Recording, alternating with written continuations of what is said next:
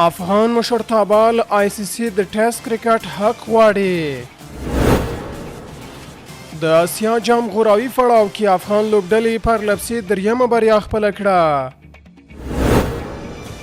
افغان ابدالیان نن د ایرلند په وړاندې د لومړۍ بریا په لټه. او ډیلي لوبډلې د سوپر اور په ډرامه کې راجستان ته ماته ورکړه.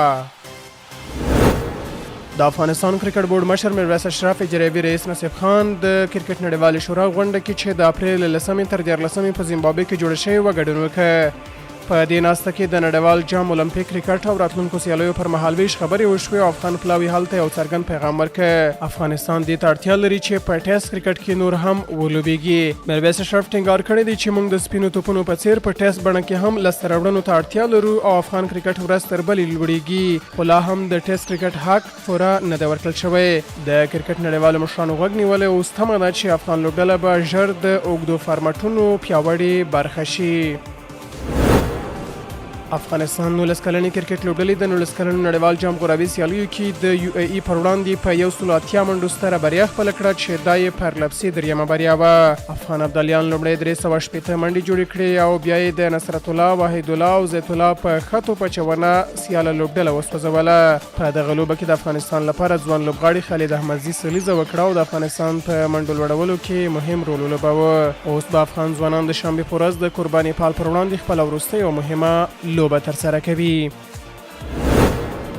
افغان ابدالیان نن دوهمې سیالۍ ته ښکته کیږي. د جبران او بریا فرصت.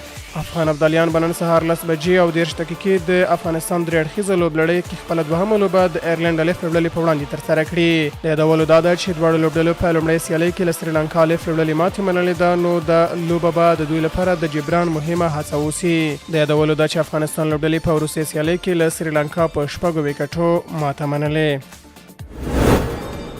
او وروستی خبر دا چې د IPL 2025 په 22مه سیالۍ کې ډیلي کیپیټلز او راجستان رایلز یو زړه راښکونکې لوبه ترسره کړه چې دواړو لوبډلو 188 منډې جوړې کړې. لوبه مساوي شوه خو سوپر اور کې ډیلي وتوانېدله چې بریا خپله کړي. اکثر پټیل چې نه یوازې ښه توپچونې ترسره کړه بلکې د لوبډل مشرۍ یو زبردست حرکت یې وکړ چې د MVP لقب یې هم ترلاسه کړ. د ډیلي کیپیټلز لپاره سټارک پټیل او کلدیف ښه توپچونه وکړه او بل خوا راجستان لپاره یشوي جیسوال او نیټش رانا نیمه سلیزې وهلې خو لوبه یې ونه شوه ګټلی.